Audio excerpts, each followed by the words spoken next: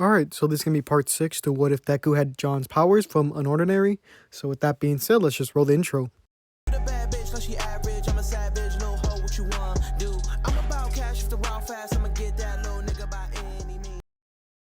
Alright, before we get started with the what if, I'd like to say that this video is going to be a little bit shorter than the other parts because this is the kind of transitional period or part to the movie. So after this part, it goes into the movie.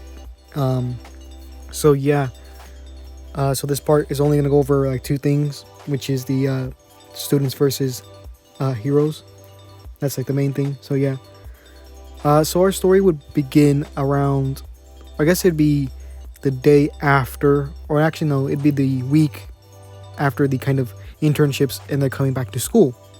So this is when Aizawa would tell the students that they're actually going to go against the teachers so that they can measure or test what you actually learned during the internship. So he basically warns them about that and they have to get ready to do that. So we would skip another couple hours and this is when All Might would actually do that kind of race that he does in the anime to also test on whether or not they actually improved from their internships. So it'd be the same race where it would consist of, I think it's Mina, Ida, as well as Zero and Deku. So Deku would have one for all in this one since I gave it to him in the last part. I think I gave him around 20%. I don't remember how much. You guys can correct me if I'm wrong. I'm pretty sure I gave him around 20% of one for all in this. So what would happen is that Deku would kind of wait back and see the others kind of perform because his quirk is still based off of copying others.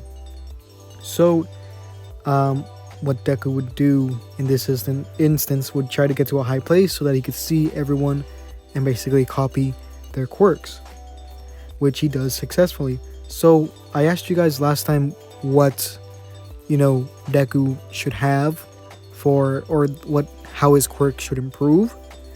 And all you guys said that he should have more abilities that he could copy and the time should be upgraded.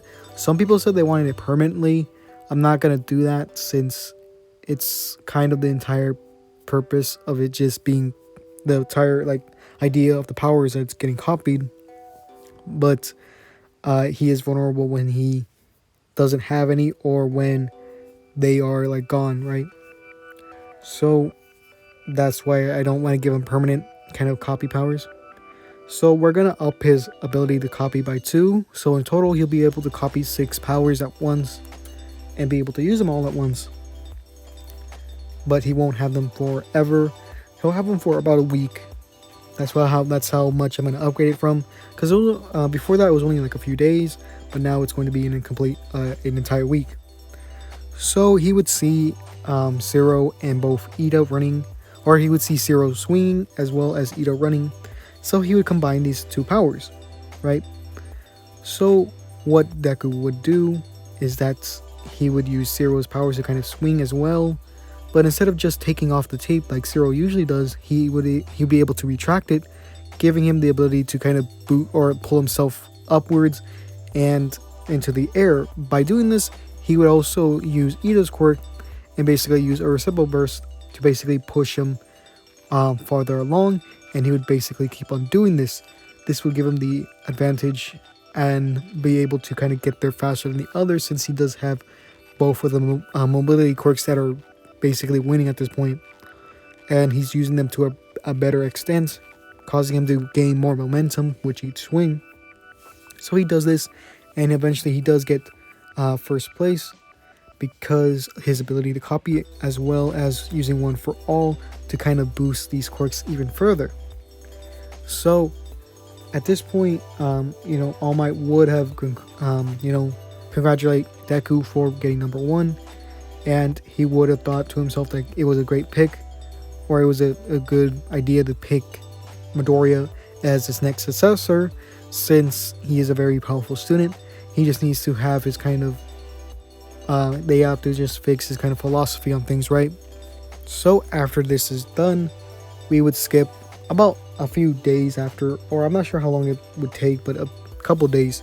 And this is when each team would be set for the students versus heroes, right? The teachers.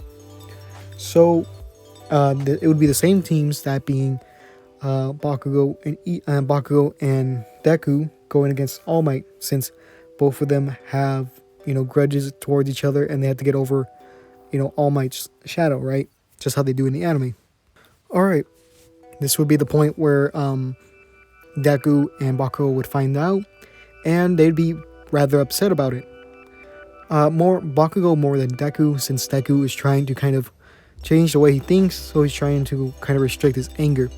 But Bakugo's very angry at this, since he doesn't like Deku in the way that he thinks, as well as thinking that the way that Deku his kind of personality and how he feels like he's like better than everyone else, I guess. And it goes both ways. So before the kind of test starts and they're in that kind of city, Bakugo would complain about how Deku was his partner. He'd basically say like, why do I have to be paired up with you? This is gonna be like the worst matchup. And this is when Deku basically says, I don't like to see that, but we need to work together to kind of win this, right? And basically Bakugo says, screw that, I'm not gonna work with you, right? And this is when Deku be like, why are you mad? You're the one who's been treating me like, less than a person all these years, until you found out my quirk was powerful. And this is when Bakugo kind of gets quiet and stops kind of talking. And this is when All Might actually jumps through the kind of street that they're in, and actually lands and says, I am here. And this is when the kind of fight starts. Bakugo rushes towards All Might, and All Might sees how he's gonna attack, and doesn't really need to dodge it, since he is a lot faster than Bakugo. So what he does is that he just grabs Bakugo by the face and basically slams him into the ground just as usual. And Bakugo is basically using his explosions to kind of blind All Might by kind of doing a bunch of small explosions in his face, just how he does in canon. So what happens at this point is that Deku basically uses One for All and basically copies the explosion from All Might and uses it towards All Might, right? He basically launches himself, and as he's about to make contact with All Might, he uses his explosions to kind of knock him back. So what happens is that after this point, All Might is thrown through a couple walls, and Deku basically gets Bakugo up and tells him that we should, end this quickly and just leave so we don't have to fight. Bakugo says no, if we take them together, we could win. If you copy All Might's powers, then it'd be an easy win. Deku doesn't want to tell Bakugo that he has All Might's One for All, since, it is kept a secret. So what Deku does is that he agrees to basically going against All Might, basically, and continue the fight. So All Might gets back up from, all the walls that he went through, and this is when he sees two figures coming from the smoke, that being Deku and Deku as well as Bakugo, right? And each of them has a grenade gauntlet. And what happens is that Bakugo goes first, and what happens because of this is that All Might blocks the attack from the front, and Deku goes behind him and shoots him as well, so he's getting shot by both sides. But the explosion with Deku is a little bit stronger than it was in canon, since he does have, or he copied Bakugo's quirk, so he's able to make it a lot bigger than we usually would be. So both of them do hit All Might, and All Might's kind of injured pretty badly because of this, and because of this kind of attack, he is almost down for the count. But what happens is that he gets back up, since he does want to give him a better fight, and he goes towards Bakugo since he is the closest. So he goes and actually hits Bakugo in the chest, causing him to kind of lose the air out of his lungs and basically throws him.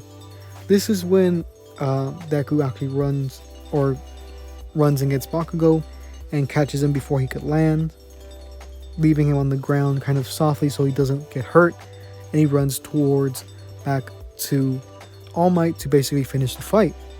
So what Deku does is that I guess this is kind of the part where Deku's kind of enhancement quirk kind of gets in, or the way that he's able to enhance quirks with his orb manipulation actually plays into this. So what Deku does is that he combines One for All with the explosions, and he basically flicks his finger like he really usually would do, but instead he would also include the explosion within it. So they're more powerful, and they're more they have more destructive power, I guess. So he would basically flick with his index finger the first time at 100%, using the kind of explosion with that combined with that, and this would basically, it would break his finger, but this would leave All Might basically, he would one-shot All Might with this, I believe. Or not one-shot him, but since he was already so injured beforehand, it would basically knock him out at this point. So after this is done, they would be considered the winner for this match, because they were able to take out All Might, and those who are watching are very impressed that Deku was able to do this. They're also impressed with Bakugo for actually going with the plan and things like that. So yeah, this is the part where I'm going to end it, and in the next video we'll go over the kind of movie and things like that. So we're almost at 2,000 subscribers, so I'd like to reach that before the year ends. We're less than 200 away. We need like 120 or 110, something between that. So if you really like my videos, then you can go and subscribe. So with that being said, this is gonna be in the video. So yeah.